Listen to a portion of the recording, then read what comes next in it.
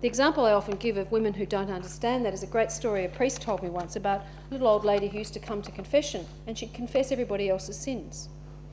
She kind of became the scape old lady and came in with everybody's sins and said, my son, he did this. And the priest would go, no, yeah, I know that, but what did you do? Oh no, well, that lady down the road. So she took on everybody else's burdens, took on everyone else's sins, and thought she was answerable for them.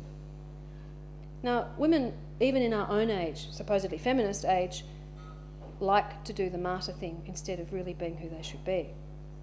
I know, we've all had a bit of a temptation to do that, but this is not part of what the new feminism encourages. So what are some of the modes, and we'll go through it perhaps in a little more detail if people have questions about it. What are some of the great modes that we find in the great women of the church that we can use as models?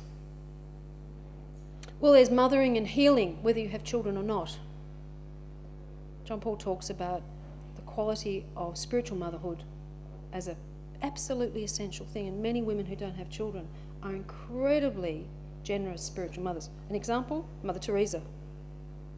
How many people did she mother? I don't think we'll ever know. Then we have the kind of prophetess and witness characters. You can see it in the lives of the saints. The woman, the alabaster jar is an example of that. The alabaster bar, she might have had one at home as well. Then there's the woman, the kind of lady wisdom figure, someone like Juliana of Norwich, a person who's a source of wisdom, who is contemplative. Many contemplative sisters around the world have this extraordinary wisdom. You know what? They know everything before it's been out in the papers. How do they do that? You'll often meet a Carmelite sister or a Benedictine sister and they'll say, oh yes, I heard about blah, blah, blah. And you go, how did you do that? Do you have the internet? No. Okay. But they're a font of wisdom. And the wisdom figure, Our Lady's seat of wisdom, Mary as the seat of wisdom, is a very important part of Catholic identity for men and women. Then there's the woman who is the artist of the environment, whether that's the natural environment, the home, the school, the theatre.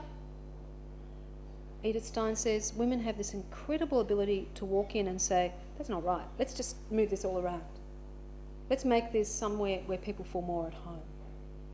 Now, some women have got that gift wonderfully, some of them haven't got it so much, but it's a gift that you see. Sometimes it's stereotyped as a woman's touch. I think it's a much deeper thing than that. It recognises that people need space, psychological space and spiritual space. And you'll often see the women looking after the church, and you can feel sorry for women who look after the altars of the church. Wrongly. They are doing that act, aren't they? They're doing the caring of the welcoming space. They're not pathetic little quiet, mousy church mice. Sometimes we judge them like that. They're actually creating a place for worship. And lastly, the great figure of the companion and friend. Again, think of how many, perhaps men in your life, maybe your fathers, your brothers, your cousins, or just mates that you have at work. Girl mate. Someone said to me the other day, a boy said, she was one of my girl mates, which is only Australians could call it a girl mate and not be a girl mate. And the girl mate is a valuable part of this guy's life. And he says, I check this stuff out with her. They're not going out. Don't know what the other girl thinks of it. But they have a very close friendship. And that friendship sometimes is a clearinghouse of ideas. The fellow that I'm doing my PhD on, Dietrich von Hildebrand, and you knew I was going to get him in here somewhere, says sometimes women can see men in a way that men cannot see men, and sometimes men can see women in a way that women cannot see men. In other words, there's a complementary kind of distance view, the artist's view when you go like that and you see something from a perspective. Sometimes your friends, your male friends, will be the people who will see into you in a way that maybe your female friends don't, because there's so much similarity of common interests and so on. And I think he's got a very important thing to say there about things like spiritual direction, teaching, counselling and that sort of thing, that there is some really important complementarity that could be explored here in the church. So I think I've given you a quick Cook's tour through feminism, new feminism, in just over half an hour, so don't expect that to be put into a PhD formula, but I hope did it give you a bit of an idea of some of the interesting things that are coming up here. It's a very exciting area. And it's one which I think is greatly encouraging for everybody and something that I'm very keen to support. So if you have some more questions, please feel free to ask. Yes, we will. You talked about the different forms of, I guess, non-Christian feminism at the start. And you said just briefly at the end of your description that they had all been bought by capitalism and globalization. That sort of took me aback a bit, because I can't remember the last time I saw egalitarian socialist feminism being used to advertise cars. Can you give us an example? I think what I mean by that is that sadly it silenced them. It silenced women who might have once said, I don't mean that they've all been enlisted in the cause of capitalist consumerism, but that the edge has been taken off, that some of the good things that they might have been saying about equality and so on, that they seem to have been swamped by this world of globalised consumerism. Now, I'm being a bit bolshy when I say that. It just seems to be, I'm saying it from an observational rather than from a research basis. But look at someone like Germaine Greer, who once was a mainstream feminist. She's now a kind of lone voice. And she's kind of laughed at. I think she has a lot of very significant things to say. Although she's become a kind of urban myth. And recently heard an interview in which Barry Humphries said, well, you know that Dame Edna really wrote The Female Eunuch. Because people have forgotten how significant that book was. So he can say that, and it's a great joke for those who are in the know. But for your generation, does it mean anything? Not much. So the kind of product-filled angst of our age has sort of silenced the ability for feminists to organise in one sense. There is some exceptions to that. And one exception of a group that perhaps haven't been bought by consumerism in a direct sense, although I think ultimately I would say it's pleasing the consumer world, and that is the group called Emily's List that operate through the political arena.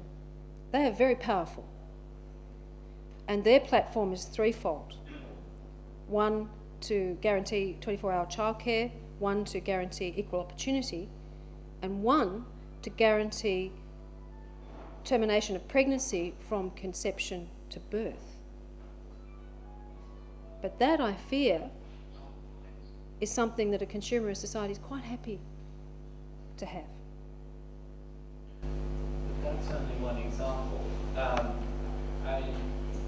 You said that these groups are swamped and paralysed, but that's different from being bought.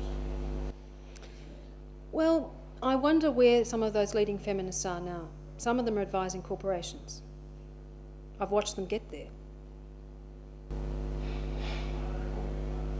So if you want to make a further point to that, maybe you can take Anna up. And I'm saying it's, look, I'm saying I've said it to be naughty, and I said it as a provocative statement, but I'm saying it on a kind of observation that I've made. I'm not saying that that some of the feminist gains haven't been significant. For instance, the ability to get a good education. I'm not denying those achievements at all. I mean, I wouldn't say that I am a feminist in that sense. So I'm not saying that, I hope I haven't sold, I know that looking at my bank balance, I don't think I've sold out to consumerism or to the global market. I just wish I could buy someone who would buy something that I had, but hey, no, they won't. No, that's a joke. But what I mean is that I think somehow the edge that some of the feminists had, which argued for the protection and the dignity of women, even in a secular sense, have been silenced. Maybe because it's not necessary anymore, or maybe because women don't think it's necessary anymore, but I would disagree with that. Thank you. Brother Vincent. Here comes another scary question, I can tell. I know you're probably aware that Pope Benedict has just recently, within the last year, spoken about femininity and about the religious women in particular. And you are no doubt aware of the recent visitation conducted about religious women in America and all the uproar that it's causing, especially among misleading secular commentators. It seems that they have got the impression that when Pope Benedict spoke, he spoke about one particular form of femininity. Now, you said that there were many models, but it seems that he has spoken not only about one, or at least that's the impression that the secular media has got. Could you say something about what Pope Benedict said?